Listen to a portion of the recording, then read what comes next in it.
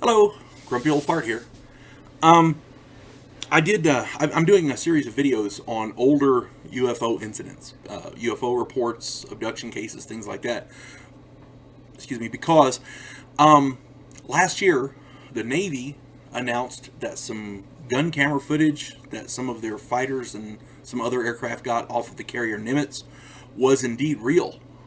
They actually got footage of real UFOs. So the Navy has announced that UFOs are real.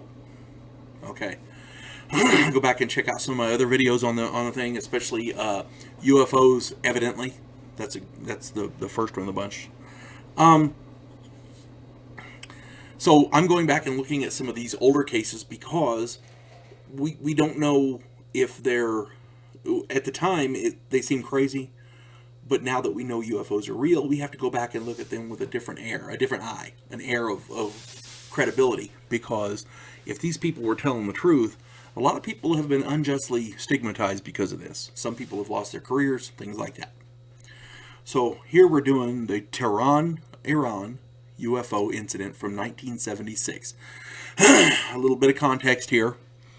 It's September 19th, 1976 is when this occurred, and back then, this was before the 1979 Iranian Revolution. Right now, Iran is the biggest state sponsor of terror. Back then, before this revolution, the girls were wearing miniskirts and they were all dancing to rock and roll. Okay, Tehran was a wonderful culture, had great people, they still do. It's the regime that's in charge that is the problem. That's your context. Now, September 19th, 1976. Concerned citizens reported a bright light in the sky. Everybody was using their phones and called it in because it was concerning. Because they had, at the time, they had had a lot of conflict with their neighbor, Iraq, and they were, there was some concern. So everybody was calling in and reporting this. So the Iranian military sent out an F-4 Phantom fighter jet to investigate. For those of you who are unaware, an F-4 Phantom is an American-made jet. Back then, we were really good, close allies with them, so we were giving them jets, fighter craft. Okay, and so they sent out an F-4 fighter. As this F-4 was speeding to the location, its instruments started blacking out, and it had to return to base. So they sent a second F-4 Phantom.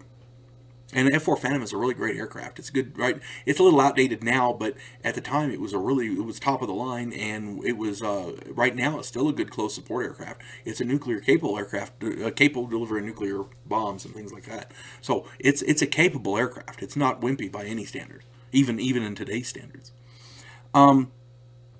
So the second F-4 was piloted by Lieutenants Parviz. I want to get these names right. Parviz Jafari and Jalal Demirian.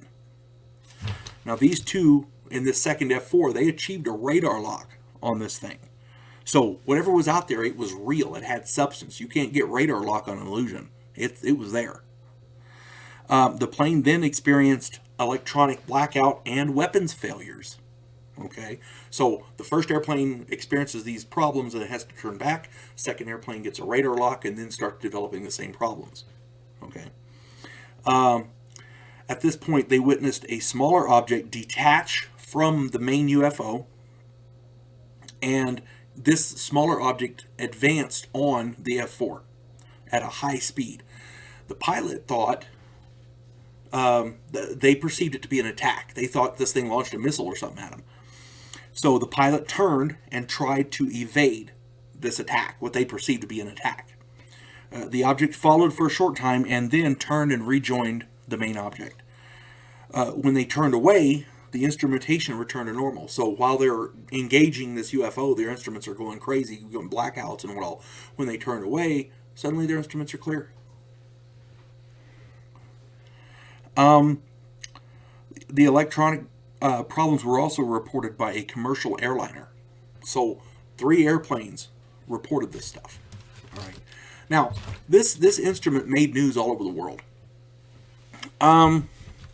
This object is seen by multiple witnesses in different locations. Many witnesses with high credibility, high-ranking military officers, people with stellar backgrounds, really cognizant, upstanding, level-headed people. Visual sightings were confirmed by radar. Like I said, they got a radar lock on this thing, which means it had physical substance. You can't get a radar lock on an illusion or a phantasm or a hallucination. Whatever was there, on a mirage, you can't get a radar lock on that. It had to be something the radar could lock onto. And there were electromagnetic effects reported by, like I said, 3 different aircraft. And there were physiological effects on some of the crew members. Some of them had temporary vision problems from the bright light. These UFOs were extremely maneuverable. And we've seen all this in other UFO reports from around the world. These UFOs affect different aircraft in different ways. They affect different people in different ways. It's almost statistically stupid how many of these are affecting people in the same manner. So there's a checklist. Oh, did you have this? Yeah. Did you have this? Yeah. Did you have this? Yeah. Right down the line. Boom. It's all there.